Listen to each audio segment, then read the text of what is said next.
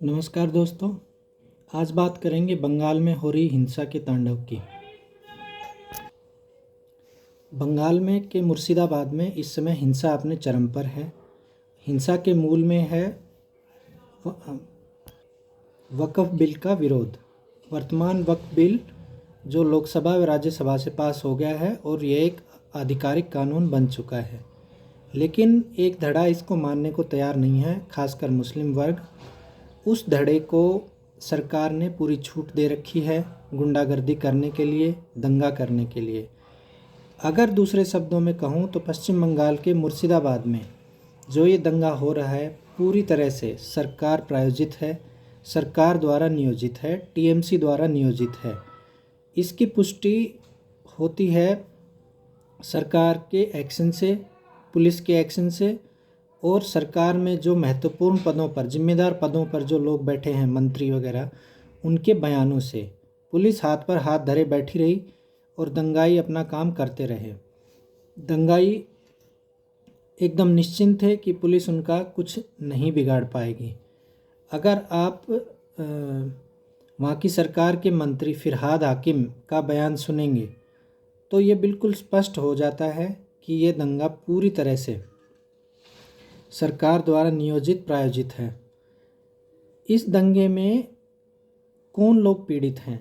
इस दंगे में केवल और केवल विशुद्ध रूप से हिंदू परिवार इसके पीड़ित हैं, जिनको कि चिन्हित करके निशाना बनाकर उनके घरों को आग लगाई जा रही है, उनके परिवारजनों को पीटा जा रहा है, उनकी महिलाओं के साथ दुर्व्यवहार हो रहा है। तो ऐसी स्थिति भारत के एक देश में है जहां पुलिस मूक दर्शक बनकर देख रही है। सरकार ने दंगाइयों को, मुस्लिम समुदाय के दंगाइयों को खुली छूट दे रखी है कि आप जाओ, हमारी पुलिस, हमारी सरकार, हमारा प्रशासन आपका कुछ नहीं बिगाड़ पाएगा। भाजपा अपने स्तर पर थोड़ा विरोध कर पा रही है क्योंकि भाजपा वहाँ डायरेक्ट सत्ता में नहीं है, तो केवल विरोध कर सकती है, जो कि भाजपा कर रही है। इसमें दो प्रमुख नाम भाजपा की तरफ से अगर मैं गिनाऊं तो सुकांता मजूमदार जो केंद्रीय मंत्री हैं, और दूसरा सुवेंदु अधिकारी। ये दो लोग डटकर ममता के इस कुकृत्य और इस अत्याचार के खिलाफ खड़े हैं। अब समझने की बात यह है कि इन दंगाइयों का उद्देश्य क्या है, क्यों ऐसा वहाँ पर हो रहा है।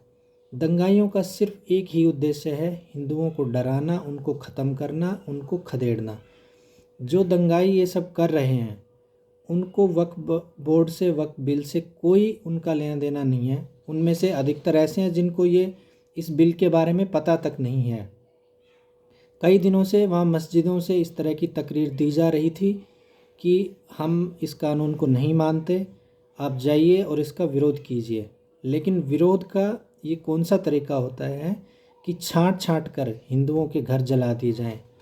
कल मैंने टीवी न्यूज़ में एक बहुत ही हृदय विदारक दृश्य देखा, जहां लोगों ने अपनी गाड़ी कमाई रखी हुई थी और किसी ने अपनी बेटी की शादी के लिए 1-2 लाख रुपए जमा कर रखे थे, किसी ने अपने पत्नी के इलाज के लिए कुछ पैसा जमा कर रखा था। तो दंगाइयों ने, आतताइयों ने उन तक को नहीं बख्शा और उनका घर जला दिया, जिसमें कि उनके जो पैसे थे, जो संचित पूंजी थी, वो तक जल गई। वो जले हुए नोट कल न्यूज़ टीवी में बिल्कुल स्पष्ट दिखाई दे रहे थे। तो इनका उद्देश्य एकदम साफ है कि हिंदुओं को डराओ, धमकाओ, और ताकि वो पलायन कर सकें, ताकि वो अपने अधिकारों का इस्तेमाल न कर सकें। तो उन निरीह, उन निरपराध हिंदुओं का क्या दोष है? क्या उन्होंने इस कानून को बनाया? क्या उन्होंने इस कानून को पास करने में कोई मदद की? नहीं। ये सरकार, केंद्र सरकार ने ये बिल पास किया, इसको मंजूरी दी, लोकसभा में पास हुआ, राज्यसभा में पास हुआ, राष्ट्रपति के हस्ताक्षर हुए, जिससे ये कानून अमल में आया है। अगर किसी को इससे आपत्ति है तो निश्चित रूप से वह देश की न्याय व्यवस्था का दरवाज़ा खटखटा सकता है, और अगर वह सत्ता में है तो इस कानून को पलट सकता है। लेकिन यह विरोध का कौन सा तरीका है कि वहाँ रह रहे एक हिंदू समाज के लोगों को वहाँ से मारा जाए, पीटा जाए, उनके घर दुकान जला दिए जाएं और वो एक जगह से दूसरी जगह जाने को मजबूर हो जाएं। तो इस तरह की हिंसा का तांडव, खुलेआम तांडव हम भारत में ही देख पा रहे हैं, जिसमें ये बताया जा रहा है कि बांग्लादेश से जो कुछ मुस्लिम आए हैं उनका भी इसमें कनेक्शन बताया जा रहा है। लेकिन सरकार, पुलिस प्रशासन पूरी तरह से मूकदर्शक है और वहाँ हिंदुओं पर आतंक होने दिया जा रहा है। धन्यवाद।